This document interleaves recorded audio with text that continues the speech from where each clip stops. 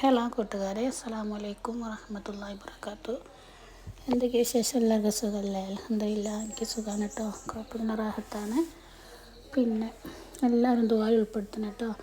എൻ്റെ ദുആയിൽ നിങ്ങളെല്ലാവരും ഉണ്ടാവും ഇൻഷാ അല്ലാഹ്. പിന്നെ ഞാൻ ഇന്ന് വന്ന വീഡിയോ എന്താ പറയുക, നമുക്ക് നമ്മുടെ ഭർത്താവിൻ്റെയോ അല്ലെങ്കിൽ ഭർത്താവിന് ഭാര്യേൻ്റെയോ മാതാപിതാക്കൾക്ക് മക്കൾക്ക് മാതാപിതാക്കളെയോ മനസ്സ് മാറ്റിയെടുക്കാൻ വേണ്ടി മോശം സ്വഭാവ രീതിയിൽ പോവുകയാണെങ്കിലും അല്ലാതെ എന്തെങ്കിലുമൊക്കെ വേണ്ടാത്ത സ്വഭാവങ്ങളൊക്കെ ഉണ്ടാവുമല്ലോ. പിന്നെ എന്താ പറയുക, പല രീതിയിലുണ്ടാവും അല്ലേ. പിന്നെന്താ വേണ്ടാത്ത സ്വഭാവങ്ങൾ, അത് മാറ്റിയെടുക്കാൻ വേണ്ടിയിട്ട്, അതേപോലെ അവിഹിത ബന്ധത്തിലേക്ക് പോകുന്ന ഭർത്താവാണെങ്കിലും ഭാര്യയാണെങ്കിലും മക്കളാണെങ്കിലും കൂട്ടുകാരാണെങ്കിലും അയൽവാസികളാണെങ്കിലും ഒക്കെ, അയൽവാസികൾക്ക് വേണ്ടി നമുക്ക് ദുആ ചെയ്യാം കേട്ടോ. നമുക്കതിൻ്റെ ഇരട്ടി കൂലി നമുക്ക് കിട്ടും. നമ്മളെക്കാട്ടും ദുആ ചെയ്യണം നമ്മൾ അയൽവാസിക്ക് വേണ്ടിയാണ് പറയുന്നത്. അപ്പം ആരാണെങ്കിലും ആർക്ക് വേണം, ആര് സ്വഭാവമാണെങ്കിലും ഞാൻ ഈ പറയുന്ന സൂറത്തില്ലേ, എനിക്ക് അനുഭവമുള്ളതാണ് കേട്ടോ. ഞാൻ ഒരുപാട് ടെൻഷൻ അടിച്ച് ഒരുപാട് എന്താ പറയുക മാനസികമായി തകർന്ന് ജീവിച്ച ഒരാളാണ് എൻ്റെ ദാമ്പത്യ ജീവിതത്തിൽ. ഇപ്പോൾ അൽഹംദുലില്ലാ ഇങ്ങനെയൊക്കെ ചെയ്തുകൊണ്ടായിരിക്കും ഇപ്പോൾ റബ്ബ് എനിക്ക് അത്ര ഒരു വിഷമം റബ്ബ് ഇപ്പം എനിക്ക് തരുന്നില്ല. പിന്നെ ഉണ്ടെങ്കിൽ തന്നെ നമുക്കത് പ്രതിരോധിക്കാനുള്ളൊരു കഴിവ് റബ്ബ് തരും മനസ്സിന്. ചെയ്യുന്നവർ ചെയ്യട്ടെ അല്ലേ, കളിക്കുന്നവർ കളിക്കട്ടെ. അപ്പം എന്ത് കളിച്ചാലും അവസാനം ഒരു തളർച്ച ഉണ്ടാവും ആർക്കാണെങ്കിലും അല്ലേ. അപ്പം ഞാനീ പറയുന്ന സൂറത്തില്ല, ചെറിയ സൂറത്താണ്. ഈ സൂറത്തിൽ ഒരുപാട് ആവശ്യങ്ങൾ നമുക്ക് നേടിയെടുക്കാം കേട്ടോ. ഒരുപാട് അത്ഭുത സൂറത്താണ്. എൻ്റെ ജീവിതത്തിൽ എനിക്ക് ഒരുപാട് കാര്യങ്ങൾ ഞാൻ നേടിയെടുത്തത് ഈ ഒരു സൂറത്ത് മുഖേനയാണ്. ഹലാലായ ഏതൊരു ആവശ്യമാണെങ്കിലും ഹലാലായ ഏതൊരു ഉദ്ദേശമാണെങ്കിലും റബ്ബ് നമുക്ക് നടത്തി തരും, ഉറപ്പാണ്. പിന്നെ ഞാൻ എൻ്റെ ഏകദേശം കാര്യങ്ങളും ഞാൻ സാധിപ്പിച്ചെടുക്കുന്നത്, എൻ്റെ ആഗ്രഹങ്ങൾ ഞാൻ സാധിപ്പിച്ചെടുക്കുന്ന ഈ ഒരു സൂറത്ത് പല രീതിയിൽ ഞാൻ ഓതിയിട്ടാണ്. 5 വക്ത് നിസ്കാരത്തിന് ശേഷം ഏതെങ്കിലും നിസ്കാരത്തിന് ശേഷം ഓതുക കേട്ടോ.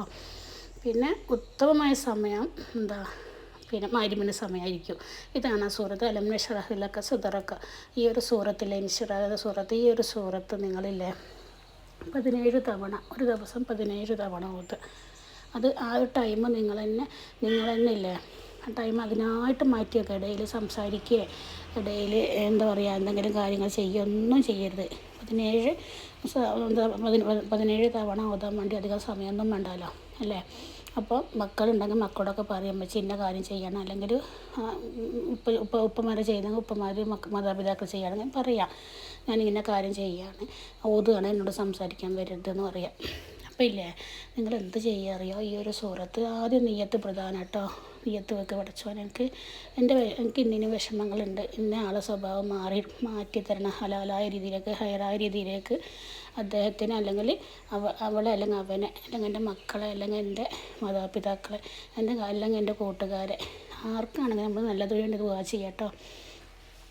ആ കാര്യങ്ങൾ ആദ്യം റബ്ബിനോട് പറയുക. എന്നിട്ടില്ലേ ഈ ഒരു സൂറത്ത് 17 തവണ ഓതുക.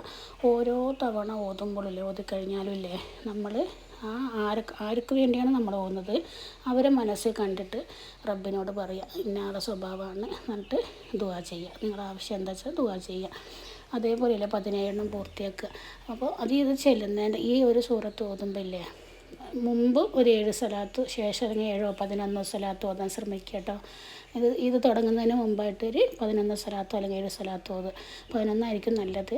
അതിന് ശേഷമില്ലേ പിന്നെ അതേപോലെ തന്നെ പിന്നെ 17 പൂർത്തിയാക്കി കഴിഞ്ഞതിന് ശേഷം വീണ്ടും എന്ത് ചെയ്യുക നമ്മൾ പിന്നെ ഇതേപോലെ തന്നെ സ്വലാത്ത് ചെല്ലുക കേട്ടോ.